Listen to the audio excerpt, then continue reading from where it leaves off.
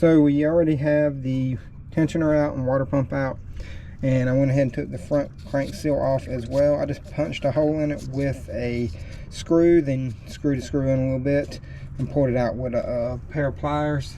This is the screw I used, and your gear just slides off, it doesn't press on. That's the old seal. You can see where I punched a hole in it. Took the tensioner idler off, and then here's your water pump right here.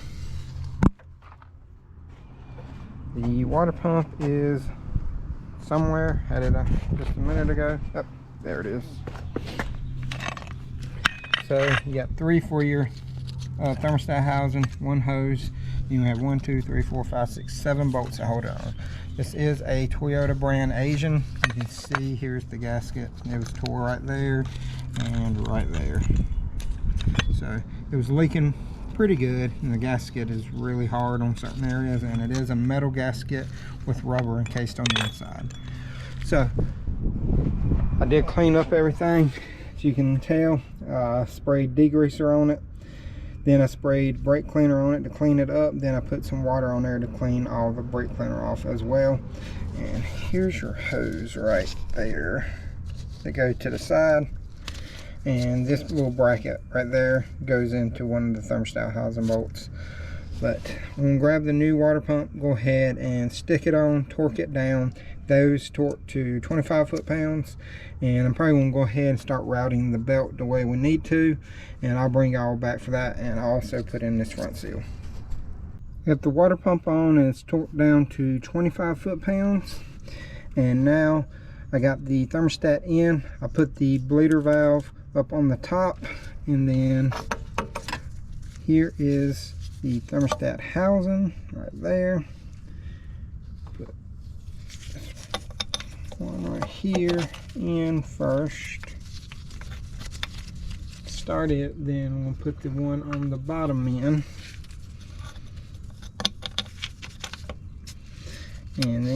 And I do have the hose on the back side on as well. And then that one. So let me go ahead and run this down with my electric ratchet real quick, and then I'll show y'all me torquing it. Okay, I got the thermostat housing on. Now I'm going to torque it down. Same torque as the actual water pump bolts.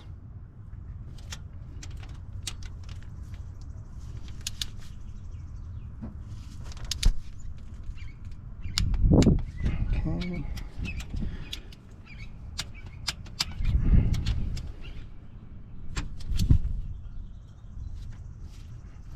And there we go. Now I'm going to put the front seal in, and then I'll start putting the belt on. I'm going to tap this in real quick, and it's just like putting any other flush mount seal in. You just tap it in a little bit, then just use a socket or punch or something and go around it until it just bottoms out. Alright, so we got the timing belt on now, and the way I did this is I used zip ties to hold it to the cam gears, and I put the 2 closest white marks on the top dead center marks on the cam gears. Then I rotated the crank gear back 1 tooth off of top dead center. Then I lined the belt up and rotated it. Now I rotated it to the left, and then whenever I go to rotate it back to the right, it takes up all the slack on this side right here. And then I installed this gear right here, the tensioner idler gear, and now we're going to try to install the center idler gear. Now you may have to rotate this left cam just a little bit to get it on, but then you can rotate it back to take all the slack out of it right here. Let's see if we can get this where we need it.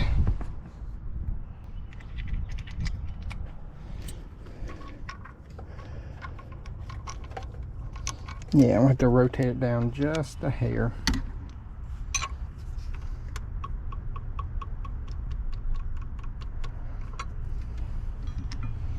Just so I get enough to start it on.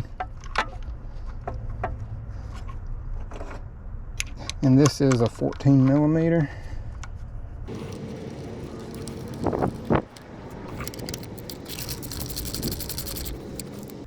And this right here torques to 30 foot-pounds.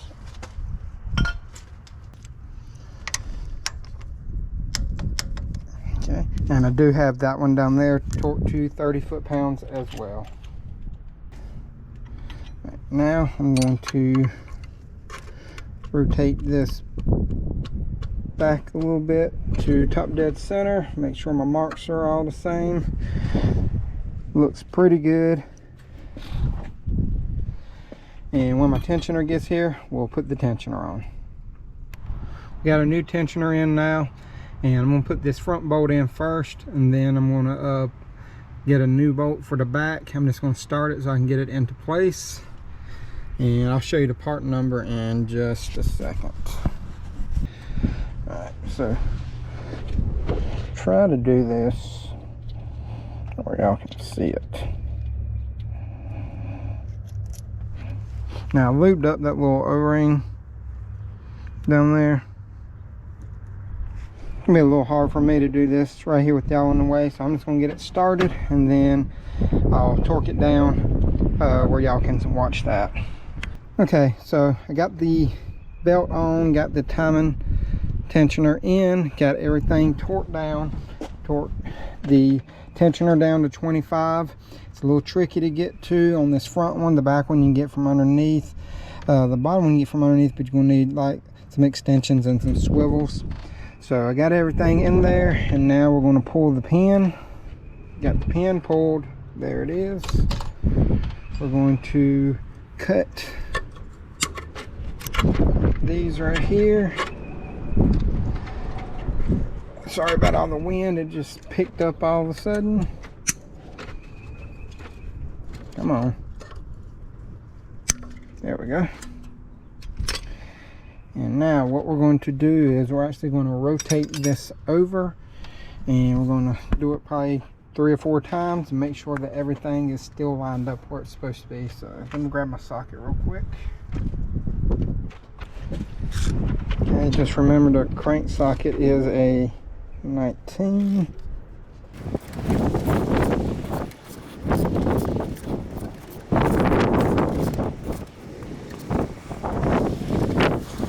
Alright, we rotated it over about 2 times. I'm going to do it 2 more times just to be safe. Everything is lined up good right now. But like I said, I want to rotate it over 2 full strokes, and just to make sure everything is lined up. So we are all good on this. Now we can start putting everything back together. I'm going to take this crank bolt back out. I'll probably have to use my impact just because it is so tight, but I'm gonna put everything back together, and whenever I get ready to torque down the crank bolt, I will bring y'all back and show y'all that. But I'm gonna get everything else back on here first, and we'll be good to go. And then once I get to where I'm gonna crank it up, we'll check everything, make sure it sounds good. So we're at the point where we need to torque down the crank bolt, or the harmonic balancer bolt, and it torques to 184 foot-pounds. This is going to be a little difficult to do by yourself. I'm going to try to hold the crank pulley with a oil filter wrench, one of the rubber ones, just to see if that will do. If not, I'm going to have to get underneath there and hold the flywheel with a screwdriver while somebody else torques it. So let me see if I can get this torqued down with that method, and then we'll come back and I'll let you know how I did it. Okay, so we finally got it torqued, and this is what I used right here. It was a pain in the butt to do, but we did it. I wrapped the rubber part, which I dropped down in there. You can see the part is down in the drain pan, but I dropped it when I took it off. But put it around there, and I stuck it on this side, and it kind of caught right here on this, and it was just enough to do it. It was slipping a little bit at first, and then it finally caught. But you can do it that way. Best way I can tell you to do it though is to get underneath and hold the flywheel while somebody else torques it. But now all I got to do is I'm going to put the belts back on, because I took them off just so I could do that. That's a little bit easier. But now I got to put the belts back on, put the hose on. I'm going to change the heater control valve before I do that. Put the coolant in there just so that there's no more coolant in it, and then we're ready to crank it up. Alright, so we got it all buttoned up, and we're about to crank it for the first time. Wish me luck.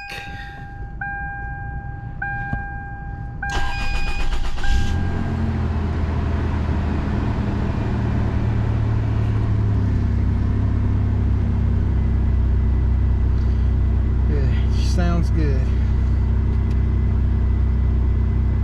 I'm gonna turn the heat all the way on, turn it on defrost. Of course, I do have coolant in it already.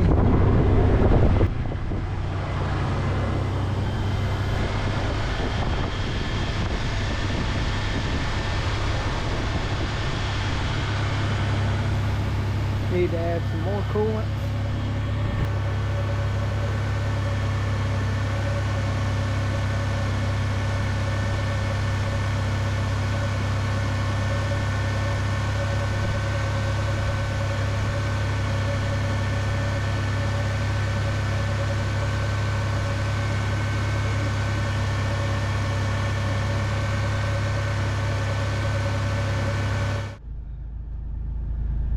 Alright, so like I said, I'm probably going to end the video here. If y'all have any questions, comments, concerns, leave them in the comment section below. I'll get to them as soon as I can. And if you liked the video, please like, subscribe, hit that notification bell if you haven't already. And y'all remember, torque this tight, and y'all have a great day.